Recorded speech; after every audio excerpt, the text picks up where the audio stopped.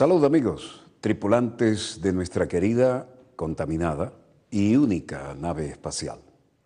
La misma que, desde la última vez que nos vimos por estos medios, ha dado otra vuelta sobre su eje imaginario y, por supuesto, sigue generando acontecimientos en pleno desarrollo.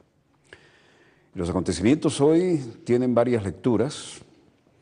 En el ámbito hemisférico comienza el gran encuentro de la CELAC, San José de Costa Rica, pero en el ámbito europeo todavía se investigan consecuencias del estrellamiento del F-16 de la OTAN. Hay un muerto más, francés, que resultó gravemente herido y que murió. Pero lo importante en el plano geopolítico es el giro a la izquierda que ha dado después de la implementación del más crudo paquetazo neoliberal el pueblo griego. ¿Recuerdan ustedes el famoso Caracazo? Lo que representó en nuestro país la engreída actitud de algunos gobernantes que creyeron que su popularidad le permitía llevarse por delante la sensibilidad, la realidad costosa de la cotidianeidad de un pueblo que siempre ha sido difícil de convencer cuando los argumentos no son los válidos, ¿no? Y aquel Caracazo se volvió referencial. Bueno, ahora lo que le veníamos comentando desde hace tanto tiempo, Grecia aplicando a ultranza el paquetazo neoliberal, decidió, en lugar de quemar las naves, cambiar el rumbo. Y ahora la izquierda, de alguna manera hay que llamarla, es la que gobierna en Grecia, y además con un paquete de medidas, pero que son nacionales, ¿no? Por ejemplo, de 18 carteras en el gabinete, las han reducido a 10. No todos están contentos con esto, pero parece que hay un interés de no quemar la casa y tratar de ponerla en orden. En cualquier caso, veamos los acontecimientos en pleno desarrollo, y hay un giro interesante, más que interesante, y desde luego el show recién comienza, ¿no? Lo del show dicho con todo respeto. Me refiero a lo que viene en pleno desarrollo aquí. Aquí hay un ejemplo. Nuevas caras, se espera que nuevas conductas. Veíamos el Palacio Presidencial y ahora vemos el nuevo ministro de Finanzas, Yanis Varoufakis, que le preguntan un ping-pong mientras camina. Bueno, este es el momento para la ceremonia, es un momento importante, dice. Ven que van sin corbata, ni siquiera traje. Reportero insiste, ¿cuándo comienzan las negociaciones? Bueno, las negociaciones ya han comenzado a partir de ahora. Hay que arremangarse y comenzar a trabajar. Le dijeron, usted realmente es optimista. Vean que los reporteros están encorbatados y trajeados y el ministro clave va sin corbata y deportivo. Dijeron, nuevo ministro, ¿usted es optimista en cuanto a esto? Digo, siempre soy optimista. Luego le hacen otra pregunta y él se va olímpicamente. Aquí aparece el nuevo ministro griego de Bienestar Social, Dimitris Stratoulis. Con coraje y determinación se procederá a llevar a cabo nuestro programa y lo que hemos prometido al pueblo griego. Nuestro programa preelectoral es nuestra base y no vamos a dar marcha atrás, ni nos vamos a poner detrás de él ni un paso. Viceministro de Exteriores y para Asuntos Económicos, Euclides Tsakalotos. Esperamos que las negociaciones comenzarán en breve y que van a tener un resultado muy positivo. Tsakalotos. ¿Cómo estarán las cosas que hay un ministerio para el desempleo, ¿no? Rania Antonopoulou, viceministro a cargo del desempleo. Estamos dispuestos, como se ha visto, a comenzar a trabajar. Queremos incluir el ciclo. Hay que concluir y cerrar este ciclo. El pueblo griego ha dicho, este es el mandato, esta es la oportunidad que esperamos de usted. Y por lo tanto estamos dispuestos a cambiar las cosas, a remangarnos y empezar a trabajar con los desafíos que son inmensos. El desempleo es una zona que conozco muy bien y he estado trabajando en ese campo y en el apoyo a esto. Lo necesitamos, lo conseguimos. Ahora es nuestro turno para trabajar con personas, no con cifras, y resolver los problemas. Ministro de Defensa, Panos Kamenos. Este corpulento caballero dice, la prioridad es la gente, la prioridad es la soberanía del país y el retorno de la democracia y el respeto a la Constitución.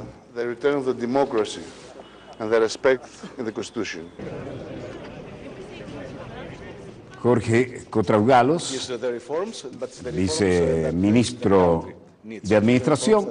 Se trata de reformas, pero las reformas que el país necesita, no las reformas que nos dictan desde afuera.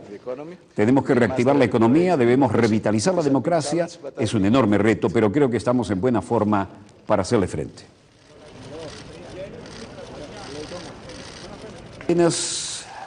Yanis Varoufakis, el ministro de Finanzas, Yanis Varoufakis, preguntado sobre si es optimista y ya vimos lo que pasó, ¿no? El optimismo es un estado de la mente, dijo él. Luego le dijeron, bueno, usted es un experto en la teoría de los juegos.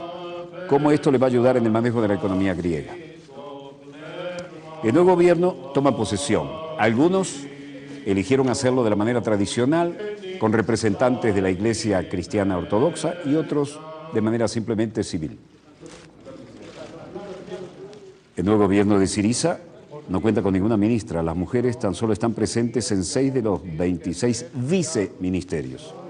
Estos son los ministros que decidieron juramentarse religiosamente también, como es tradición.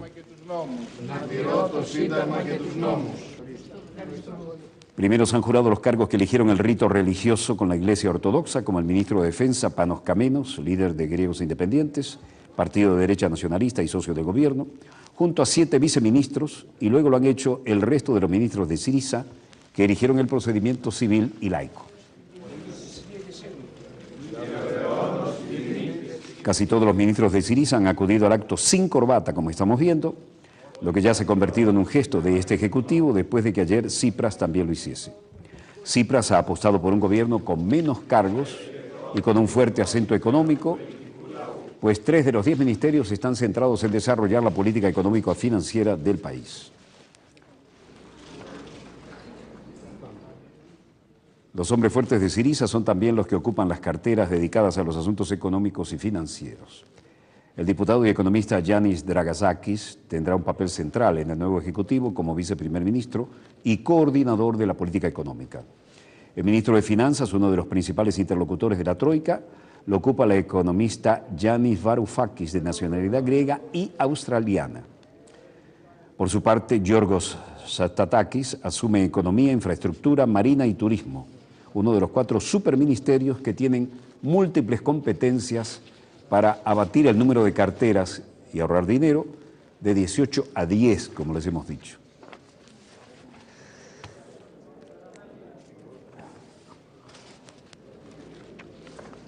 Esta es la parte de la ceremonia no religiosa, donde se hace el juramento ante el pueblo y luego se firma el compromiso.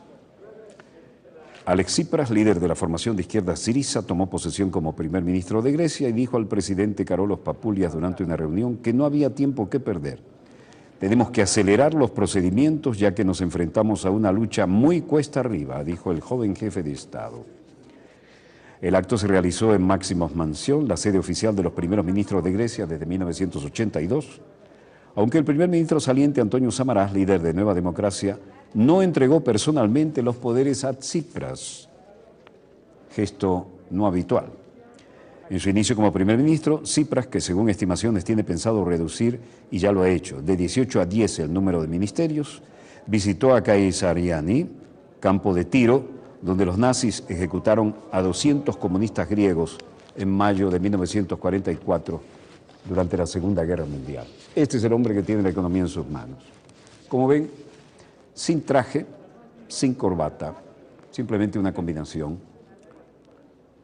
El recuento de los votos dio a Syriza 149 escaños, 36,34%, seguido de Nueva Democracia con 76 escaños, 27,81%, y en tercer lugar el partido neonazi Amanecer Dorado con apenas 6,28%, menos mal.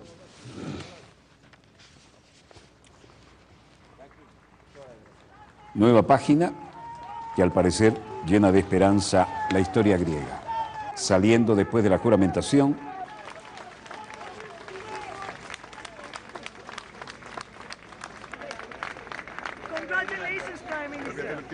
va la nueva figura, sin corbata, informal, parece ya el estilo de la nueva clase gobernante en Grecia.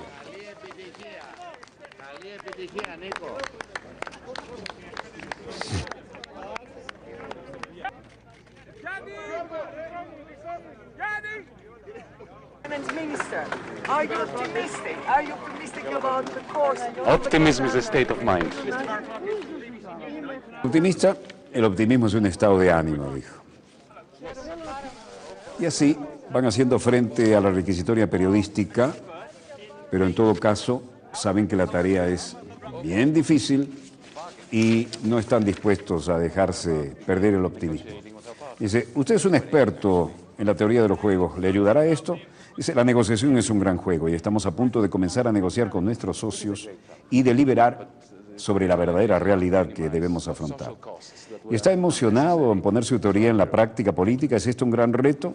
Dijo, es un gran reto, pero el reto es cómo minimizar el costo social para que no sean innecesarios aquí y en toda Europa. El ministro de Asuntos Económicos Internacionales, Tsakalotos, dijo, es un gran momento, estamos muy contentos, vamos a hacer nuestros mejores esfuerzos para algo diferente por este país. ¿Cuál es su prioridad? La prioridad es hacer frente a la crisis humanitaria, poner en marcha la economía para hacer frente a importantes reformas del Estado y, por supuesto, para negociar un nuevo acuerdo con los acreedores. Vicepresidencia, es un momento histórico, vamos a hacer todo lo posible para cumplir con las esperanzas de las personas, para lo que acaba de empezar y para tener longevidad en el proyecto. Secretario de Salud dice, los servicios públicos en cuanto al sector de salud deben ser de buena calidad, eficaces y accesibles a todos. Canciller griego, Nikos Kostia, la presión es parte de la negociación, no tenemos miedo de hacer una buena negociación. ¿Están listos? Creo que sí. Skurtelis, ministro del Trabajo, estamos convencidos de que nuestros prestamistas van a entender lo que vamos a decir a ellos y vamos a entrar en una nueva fase que tendrá cero similitud con lo que hemos pasado en los últimos años, eso espero. Nikos Kostia, canciller, diciendo, nuestra política exterior debe apoyar y servir a la batalla que se luchó por el nuevo gobierno y negociar razonablemente y llegar a una solución para los problemas derivados de la deuda pública. Κυβέρνηση της εσωτερικής χώρας για την ορθολογική διαπραγμάτευση και λύση των προβλημάτων που συνδέονται με το δημόσιο χρέος και την υπέρβαση των μνημονιακών συμβάσεων. Mientras tanto, el canciller saliente Evangelos Venizelos, con cara de pocos amigos, decía, espero que el primer ministro, el ministro de Hacienda y todo el gobierno no pasen por las mismas experiencias que hemos tenido que pasar nosotros y que logren algo más grande que lo que ya se ha logrado.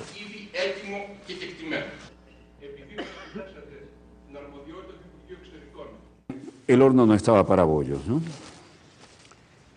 Exterior del Parlamento griego, Plaza Sintagma, los residentes en la calle daban su opinión. La primera en declarar en este reportaje ha sido Nicoleta Desli, diciendo, me siento realmente muy bien porque algo nuevo ha llegado a Grecia. Nuevas perspectivas, nuevas ideas, y yo realmente estoy fijando mis esperanzas en el nuevo gobierno, nuevo jefe de gobierno y en este cambio. La juventud es la que está muy preocupada. Πάρα πολύ ωραία, γιατί ήρθε κάτι νέο στην Ελλάδα, νέες απόψεις, νέες ιδεολογίες και να αποθέτω αρκετές ελπίδες πάνω του.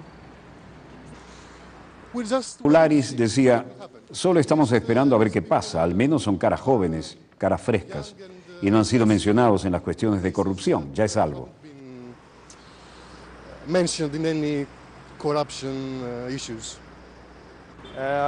Jorge Contones dijo, siento la esperanza de que algo va a cambiar, yo no sé qué, pero el principio es un cambio.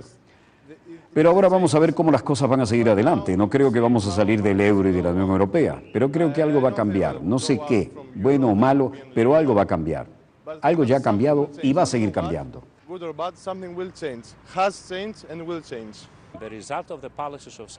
Este hombre un poco mayor dijo, el resultado de las políticas de Samaras trajo un partido de izquierda que en realidad no ha mostrado una hoja de ruta de cómo va a abordar el problema del desempleo, cómo va a reducir el desempleo. Simplemente una cosa, ¿qué va a hacer con la inversión? ¿Cómo es el nuevo gobierno? ¿Va a traer inversiones a Grecia? ¿Va a garantizar estabilidad política y social? Así que estoy muy preocupado por esto, como todo el mundo. Creo que se merecen una oportunidad. Tienen una oportunidad de oro para hacer un buen trabajo. Sin embargo, si se mueven ahora, tienen que comenzar a ejecutar ya.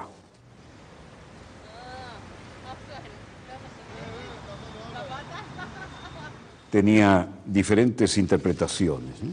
Algunos decían, en la hora 11, intensas negociaciones y nuevo, intensas negociaciones para formar gobierno.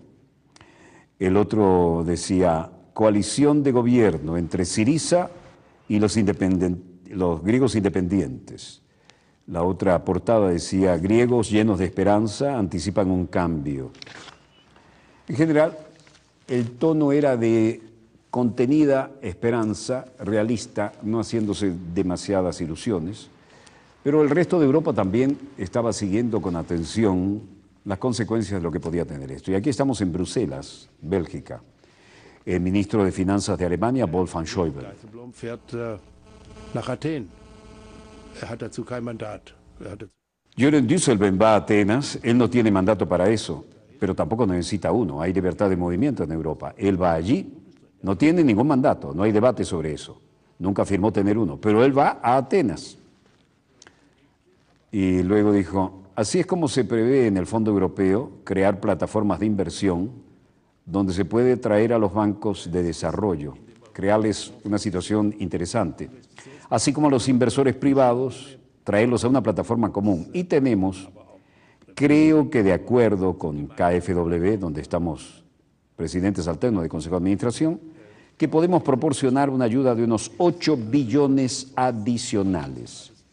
Dass wir in einer Größenordnung von 8 Milliarden zusätzlich bereitstellen können. Los otros temas de la agenda europea no salen del librito.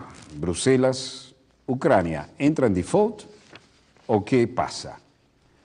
Bélgica, ministro griego de Finanzas, Giras Ardeboulis, el ministro austríaco Jans Schelling, el comisionado para el Asuntos Financieros de Europa, Pierre Moscovici, el ministro de Chipre, Harris Georgiadis, Jeroen Dijsselbloem, bajando del carro y enfrentando a los periodistas, dice: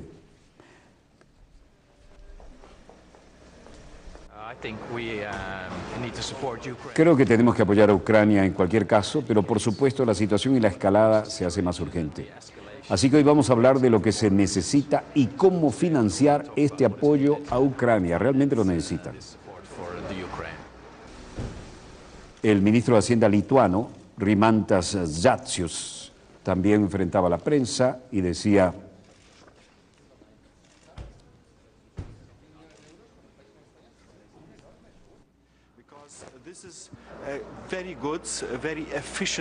creo que hay una buena respuesta, muy eficaz a todas las inquietudes que podemos escuchar y que podemos ver entre los Estados miembros europeos. Y espero que aquí, cuando se habla de este plan de inversiones europeos, seremos capaces de deshacernos de las ambiciones nacionales para concentrarnos en muy buenos proyectos europeos comerciales a los que se debe dar inicio y que deben llenar nuestra economía europea con mayor vida.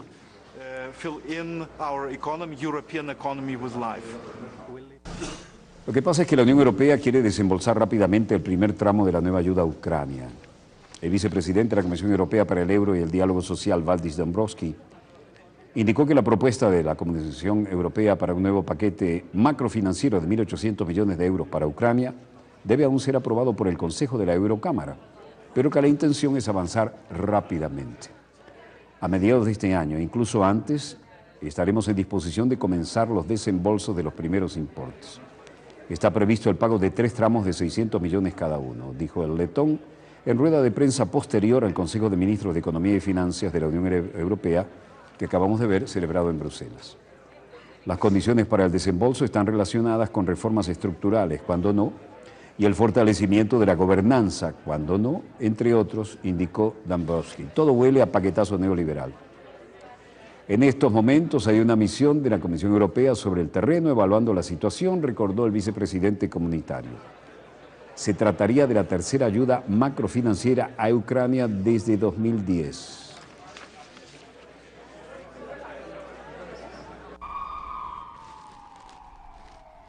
Bruselas, tensión.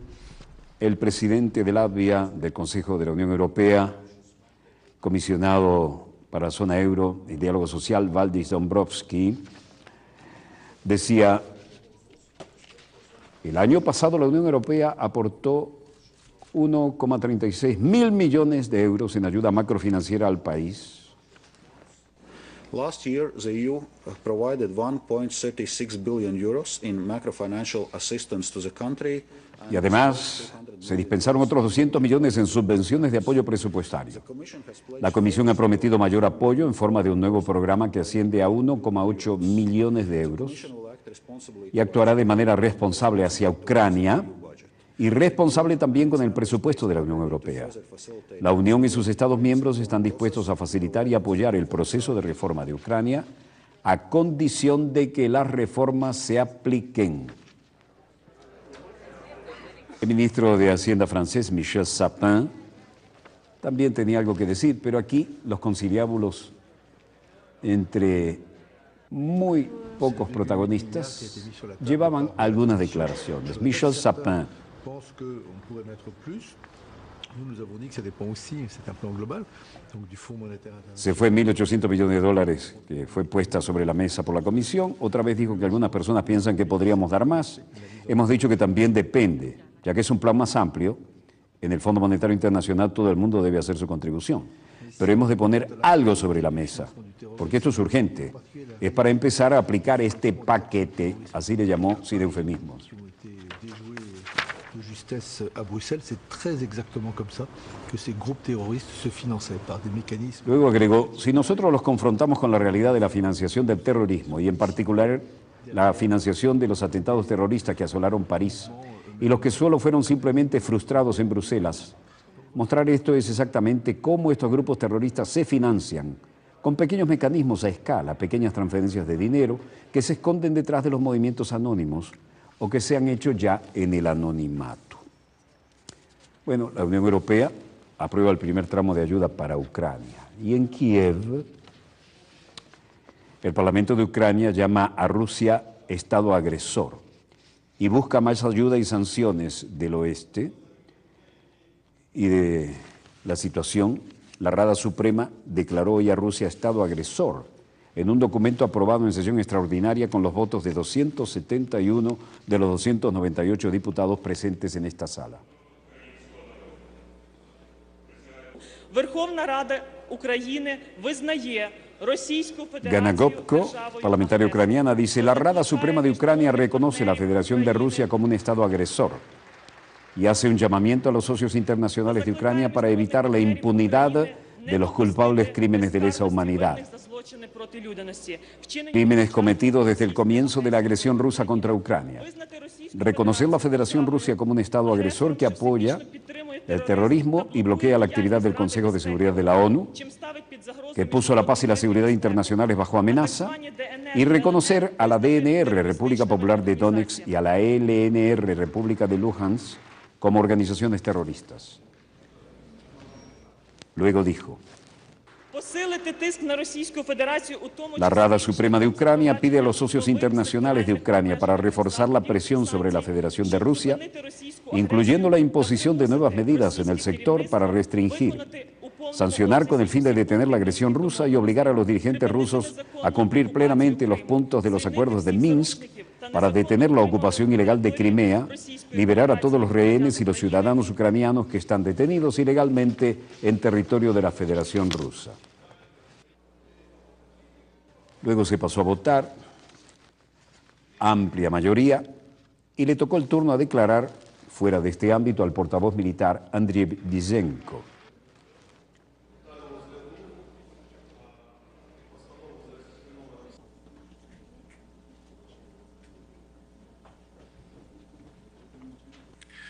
Російські військові і незаконні збройні формування продовжують спроби наступу на позиції. Andriy Lysenko dijo: los militares rusos y las formaciones armadas ilegales continúan los intentos de avanzar en las posiciones de las fuerzas de operaciones antiterroristas.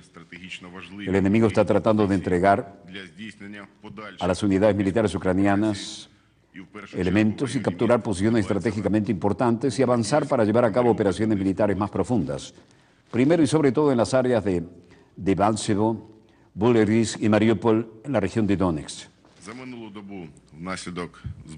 En las últimas 24 horas, como resultado de enfrentamientos armados, hemos perdido 9 soldados ucranianos y otros 30 resultaron heridos. buscó ahí las somas de los conflictos en el despliegue audiovisual y dijo: no tenemos ninguna otra opción que defendernos para frenar la agresión y esta es nuestra tarea principal y nuestras fuerzas militares se encargarán de ello. Por supuesto, Moscú debía dar alguna respuesta. Y el portavoz del Ministerio de Relaciones Exteriores en Moscú, no ciertamente el titular, para esto no se usa un titular de la cartera, pero el vocero habitual de Relaciones Exteriores, Alexander Lukashevich, decía en la rueda de prensa de hoy: Moscú ya comienza a estar cubierto de nieve, ¿eh? Bellísimo. Muy duro el clima, pero bellísimo. Таких доказательств, подкрепляющих подобные обвинения, не представлено. Складывается впечатление, что американские власти... Parece que las autoridades estadounidenses han decidido una vez más recurrir a la práctica favorita de relajarse en el espionaje y acusar. Las relaciones ruso-estadounidenses han estado en un periodo difícil durante mucho tiempo y parece que los Estados Unidos, actuando bajo el principio cuanto peor estén las cosas, mejor para nosotros, han decidido iniciar una nueva ronda de la campaña antirrusa. Bueno, como se puede ver, hemos llegado nuevamente a la guerra de los comunicados y esto se parece cada vez más a una versión actualizada de los tiempos de la Guerra Fría. Bueno, veamos qué tenemos en los monitores de los satélites. No hay nada que mejore lo que les hemos mostrado ni lo que tenemos preparado para nuestro segundo bloque. Así que nos quedamos con lo que tenemos. Volvemos después de un corte con más acontecimientos en pleno desarrollo. No se lo pierdan, está muy bueno. Ya volvemos.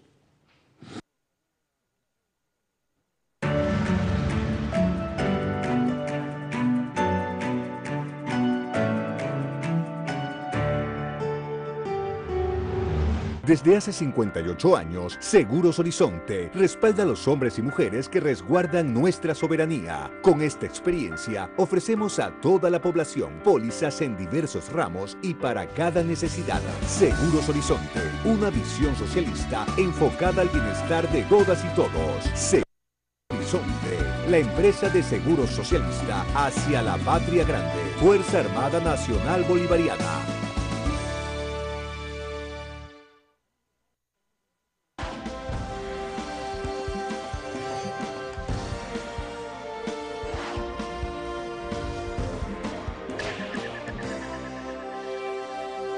(9:32 de la noche). Hasta ahora nos trasladamos a San José de Costa Rica y se encuentra Boris Castellano con importante información relacionada con la 6ª reunión de cancilleres de la CELAC. Adelante, Boris.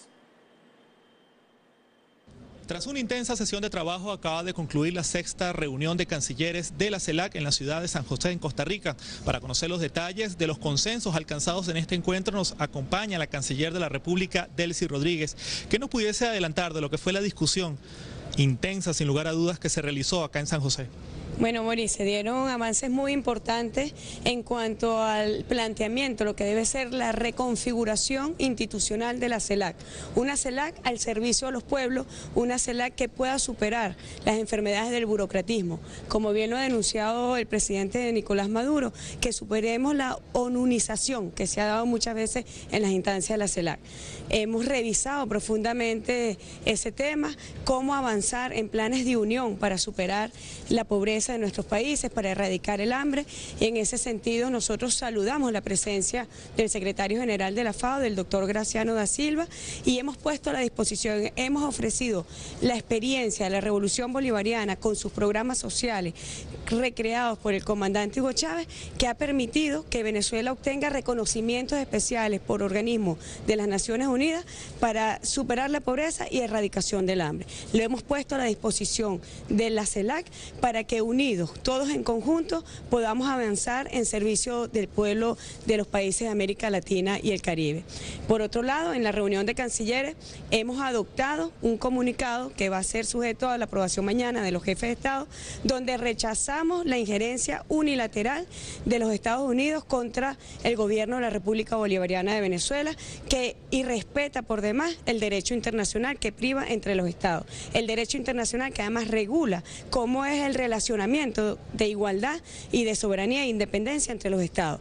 Este comunicado fue adoptado gracias a la posición firme del gobierno de la República Bolivariana de Venezuela y ya mañana pues podrá ser aprobado en la reunión de los jefes de Estado. ¿Pudiese darnos detalles de las conversaciones que sostuvo con las delegaciones de Salvador y Trinidad y Tobago?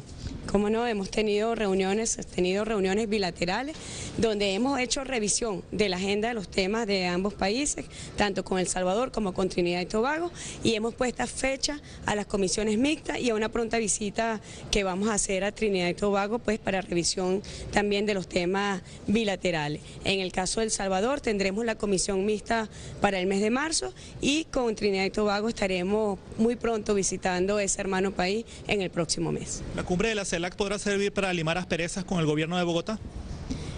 Nosotros hemos hecho conocer la posición firme de no injerencia en los asuntos internos de Venezuela a través de los canales diplomáticos regulares. Hoy el gobierno de Venezuela sacó un comunicado y allí está plasmada nuestra posición. Finalmente, para concluir, ¿qué actividades se tienen previstas dentro del marco de lo que va a ser la visita del presidente Nicolás Maduro, tomando en cuenta que siempre hay muchos países que están interesados en tener relaciones y hacer supervisión de las mismas con Venezuela? Hay gran expectativa en la participación del presidente Nicolás Maduro. Bueno, tenemos gran solicitud de reuniones bilaterales, países, jefes de Estado, jefes de gobierno, que manifiestan su voluntad y su interés de sostener reuniones bilaterales con él, de tal forma que la CELAC se prepara para recibir al hijo de Chávez, fundador de esta gran mancomunidad de naciones latinoamericanas y caribeñas. Bien, le damos las gracias entonces a la Canciller de la República, Delcy Rodríguez, a propósito de la culminación en horas de la noche del día de hoy de la sexta reunión de cancilleres de la CELAC. Esta es la información que a esta hora tenemos desde la ciudad de San José en Costa Rica y volvemos nuevamente a los estudios en Caracas. Adelante. Bien, agradecemos a nuestro enviado especial Boris Castellano, quien se encuentra en San José de Costa Rica. Nos ofrecerá detalles de lo que será el día de mañana la tercera cumbre de la CELAC con jefes de Estado. Nosotros despedimos este en directo. Sigan en sintonía de Dossier con nuestro compañero Walter Martínez.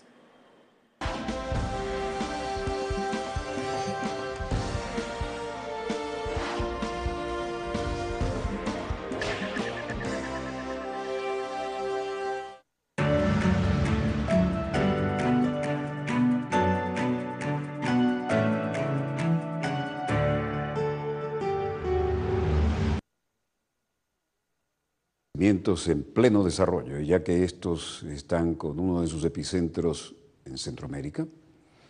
Es de recordar que la Conferencia Económica Latinoamericana y Caribeña está sesionando en la capital de la hermana República de Costa Rica, y sobre este particular también tenemos cobertura de lo que ha acontecido en el día de hoy, después de haberle mostrado ahora en nuestro corte la versión de más alto nivel a través de nuestra ministra de Relaciones Exteriores de la República Bolivariana de Venezuela.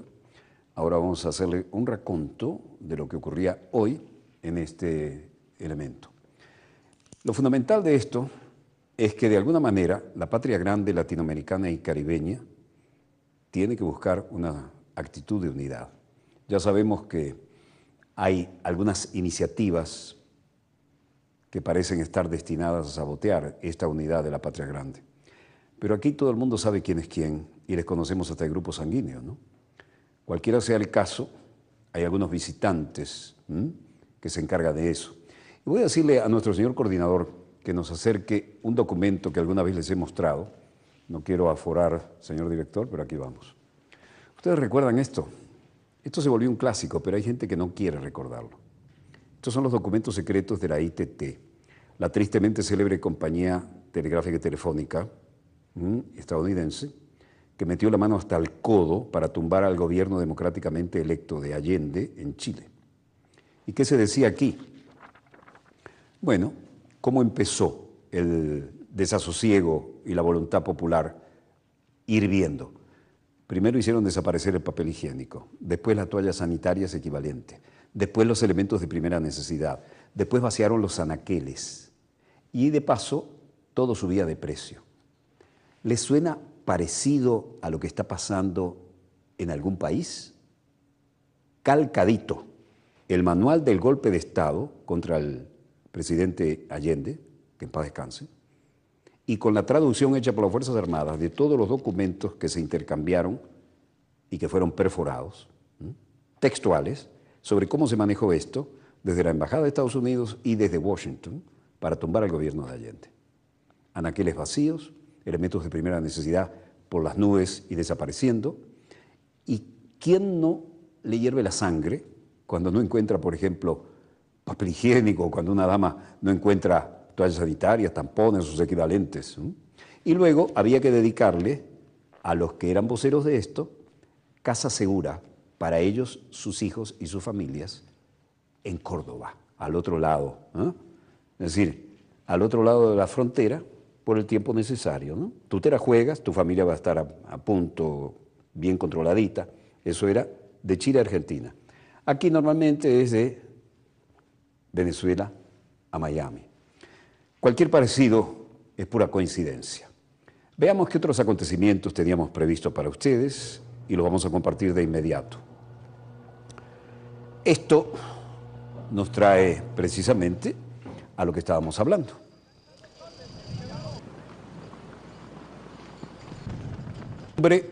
En San José de Costa Rica, la hermosa capital, y aquí arriba el presidente de Cuba, Raúl Castro. El presidente de los consejos de Estado y de ministros, Raúl Castro Ruz, fue recibido por la vicepresidenta de Costa Rica, Ana Elena Chacón. El general de ejército Raúl Castro Ruz, presidente de los consejos de Estado y de ministros, llegó en horas de la mañana de hoy al frente de la delegación cubana que participará en la tercera cumbre de la Comunidad de Estados Latinoamericanos y Caribeños, que tiene lugar 28 y 29 de enero en la capital de este país.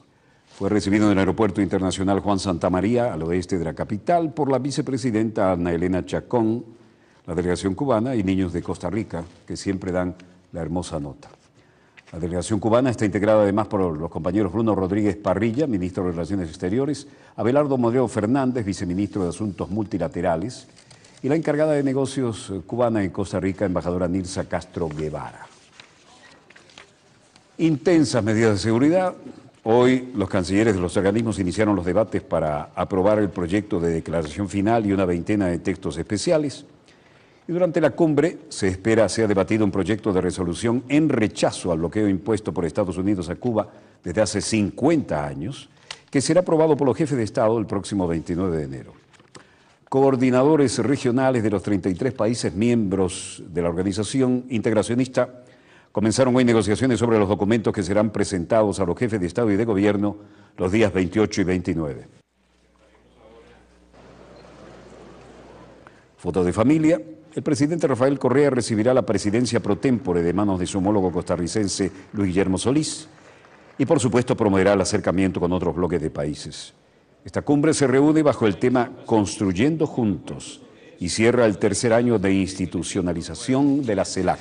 Que los países de la CELAC hacen un llamado, una especie de un espaldarazo al presidente Obama para que continúe con las medidas administrativas que está impulsando para que haya una pronta normalización en las relaciones entre los Estados Unidos y Cuba. Creo que eso es el elemento más novedoso que puede darse de este proyecto de declaración.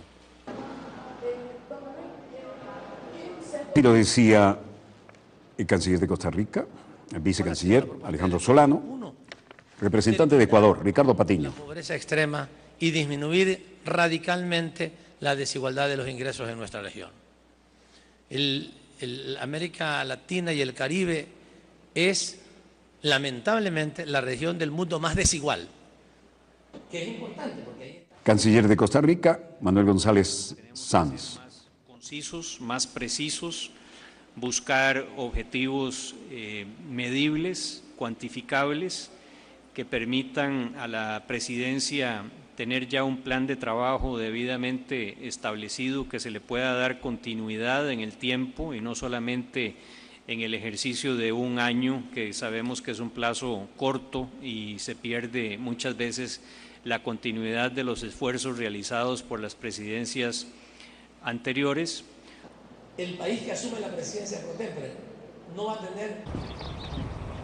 Base aérea de Albacete, Los Llanos, en España. Los investigadores de Francia, Grecia, Italia y España trabajan conjuntamente en la base aérea de Los Llanos para establecer el accidente de un avión, las causas del F-16 griego que ha dejado 11 muertos. Hoy murió otro de los heridos, un francés, y 21 heridos una vez que han podido iniciar los trabajos para retirar los cadáveres. Se demoraron por la presencia de sustancias tóxicas que utiliza este tipo de avión para mejorar su propulsión, ¿no? La dioxina, entre otras. En la zona del siniestro en la que cayó el aparato siniestrado, poco después de despegar de la Escuela de Adiestramientos de Pilotos de la OTAN, situada en esta base española, una base de adiestramiento de alto nivel. Los mensajes de pésame han llegado de todas las instituciones españolas y de los países cuyos pilotos han resultado afectados.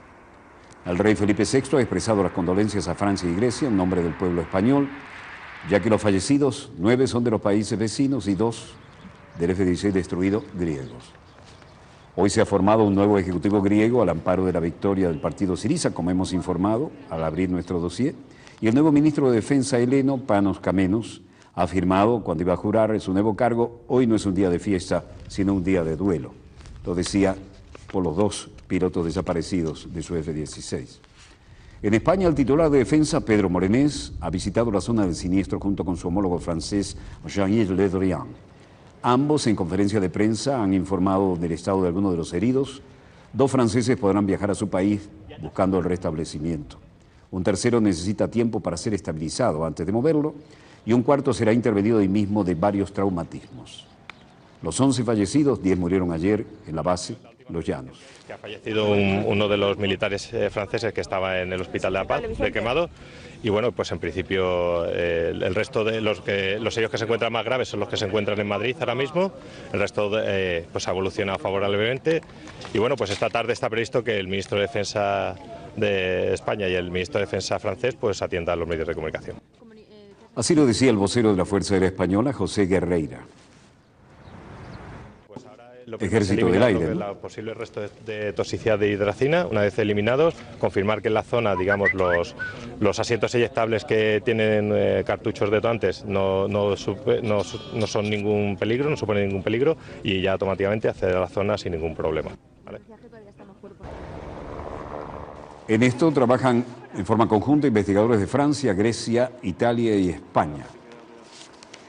En Madrid, el embajador francés ante el gobierno español, Jérôme Bonafont, declaraba hoy: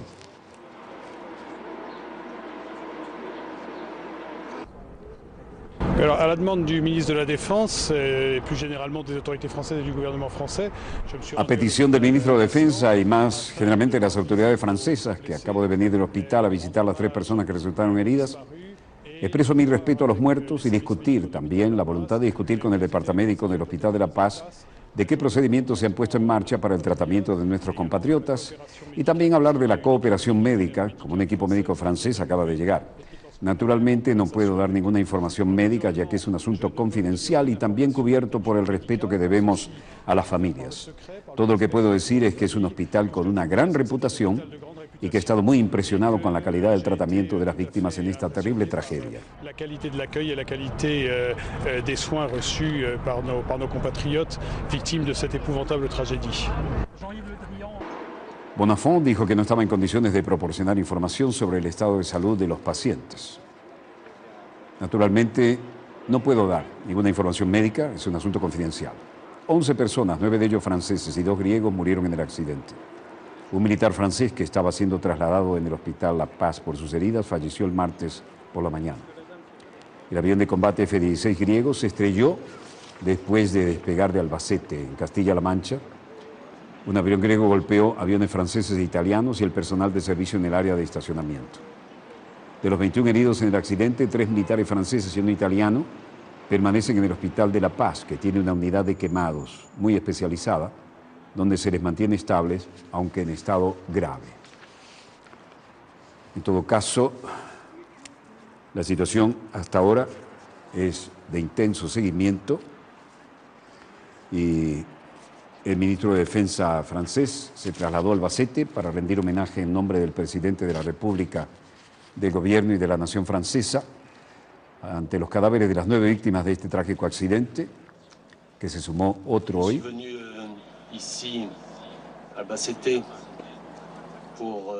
Vine a Albacete para rendir homenaje en nombre del presidente de la República de Francia, del gobierno y de la nación francesa a los cuerpos de las 9 víctimas de este trágico accidente.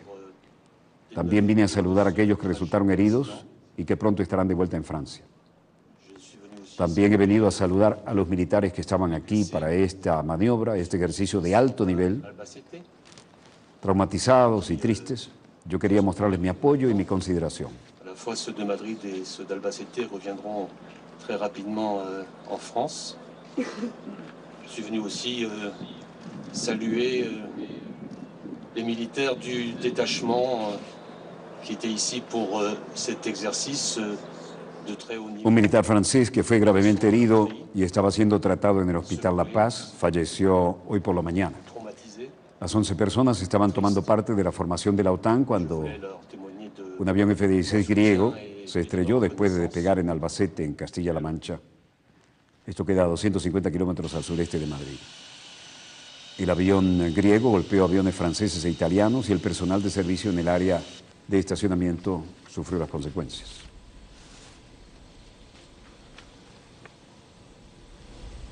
Bueno, hoy la presencia de esta gente decía que Le Drian señaló que los militares franceses y la parte militar, teniendo los ejercicios de la OTAN, quedaron devastados por el accidente. Señalaron, yo también vine a saludar a los militares que están aquí para este ejercicio de muy alto nivel, muy profesional, y yo quería mostrarles mi apoyo y mi consideración. Reiteramos que 10 personas, 8 de ellos franceses y 2 griegos, murieron en este accidente. Se confirma que, como decíamos, un militar francés que fue gravemente herido, estaba siendo trasladado al Hospital La Paz, pero falleció esta mañana.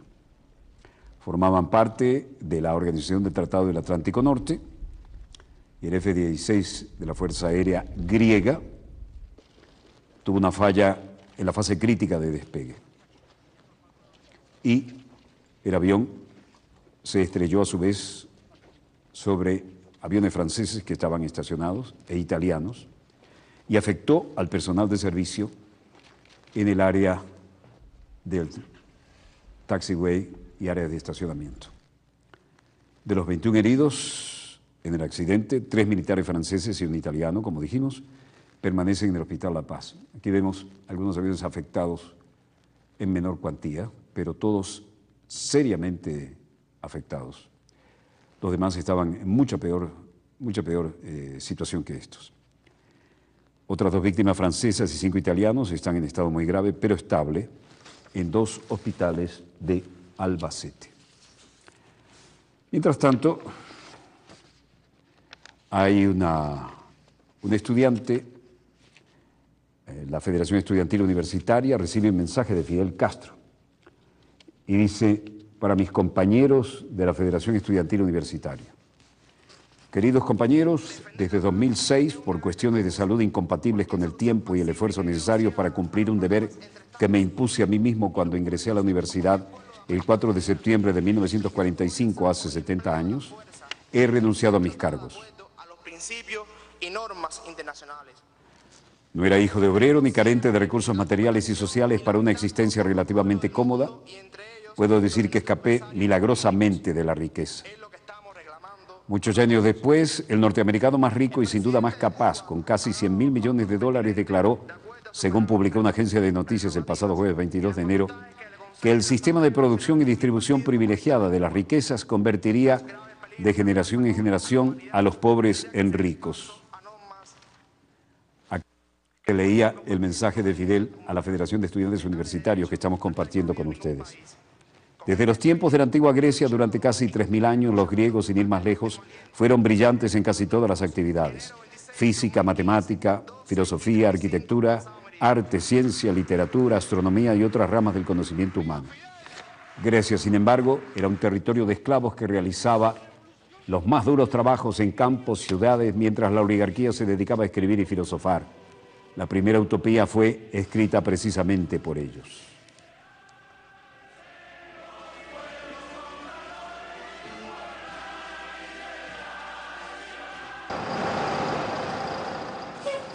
Hoy todo el mundo leía este mensaje y decía: observen bien las realidades de este conocido, globalizado y muy mal repartido planeta Tierra, donde se conoce cada recurso vital depositado en virtud de factores históricos, algunos con mucho menos de lo que necesitan, otros con tanto que no hayan que hacer con ellos. En media hora de grandes amenazas de peligros de guerra, reina el caos. No se niega a que, ¿cómo se llama? A que se hagan las negociaciones, ¿eh? No se niega a que se hagan las negociaciones, porque él es una gente inteligente y él sabe que hay que hacerlas. No se preocupe, hay que hacerlo, hay que hacerlo.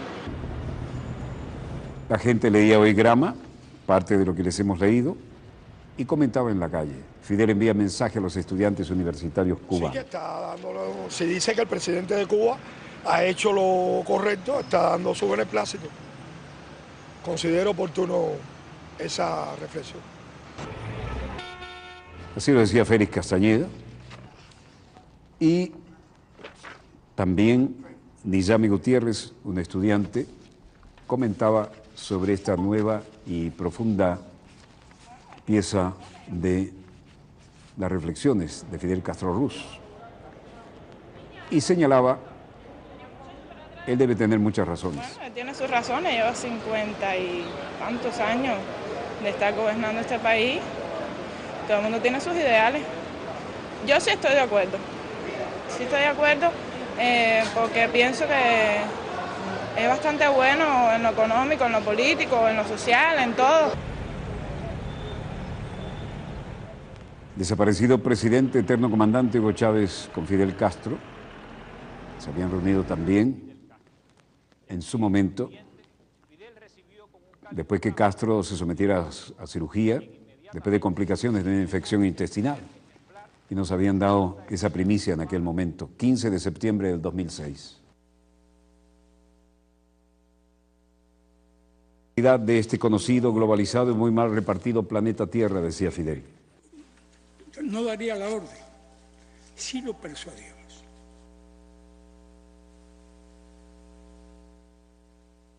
Los diferentes encuentros de alto nivel, siempre con gráficas, siempre demostrando la presencia de este hombre. Y esto representa también, con Xi Jinping fue el 22 de julio del 2014, con Nicolás Maduro el 19 de agosto de 2014, y hoy seguían presentes sus mensajes a través de lo que escribe.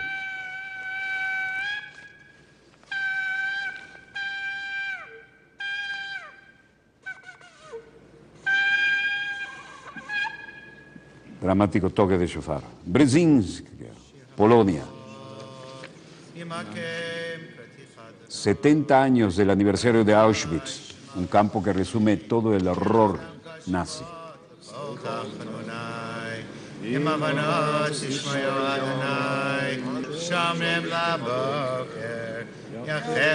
Sobrevivientes al Holocausto se reunieron en forma ecuménica, oraciones católicas también fueron recitadas, y en el monumento, frente al lugar tristemente célebre, se agruparon los representantes de todos los credos.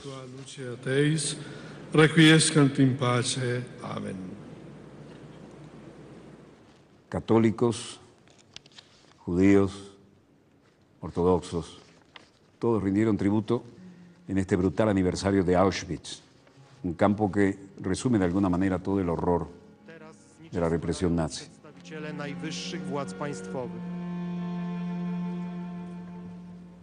I przedstawiciele oficjalnych delegacji państwowych obecnych na dzisiejszych uroczystościach.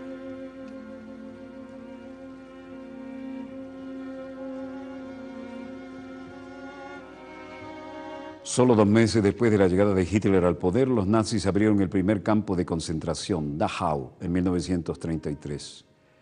Pero cuando comenzaron a llevar a cabo la solución final, la exterminación de los judíos de Europa, el sistema de los Lager dio un salto en el horror. El Estado hitleriano instauró 2 tipos de campos: los de concentración destinados a matar con trabajo esclavo a todo tipo de enemigo político y aquellos que consideraban elementos racialmente impuros, desde judíos hasta comunistas, homosexuales o republicanos españoles, y los campos de exterminio destinados a la aniquilación directa de seres humanos en cámaras de gas, todos ellos situados en la Polonia ocupada.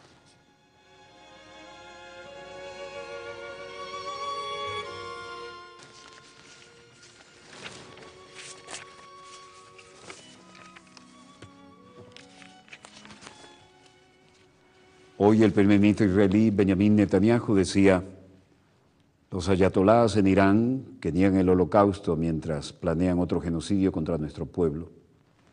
Que quede claro, el pueblo judío se defenderá por sí mismo contra cualquier amenaza. De eso es de lo que se trata el Estado judío.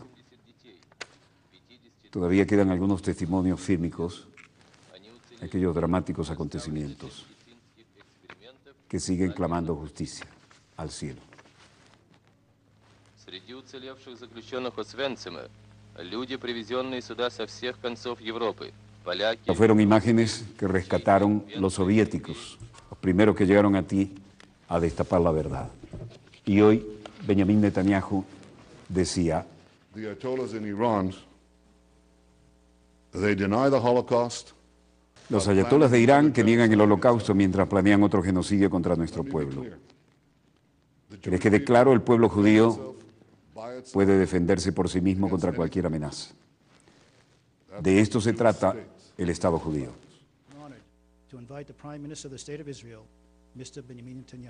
En este día de recordación del holocausto me comprometo a lo que podíamos ni siquiera decir hace 70 años. Israel siempre va a hacer lo que hay que hacer para garantizar la seguridad del pueblo judío y el único Estado judío.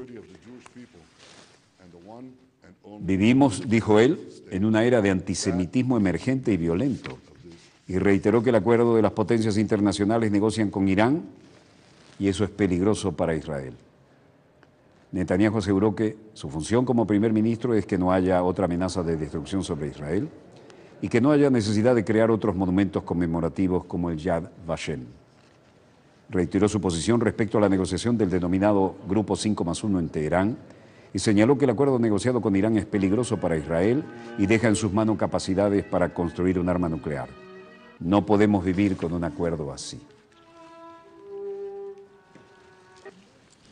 Mientras tanto, Vladimir Putin señalaba hoy: para distorsionar, reescribir la historia es intolerable e inmoral. Detrás de estos intentos es el deseo de ocultar la propia vergüenza. La vergüenza de ser cobarde, hipócrita y traidor para justificar la colusión silenciosa, directa o indirecta, a los nazis en la implementación de su política criminal.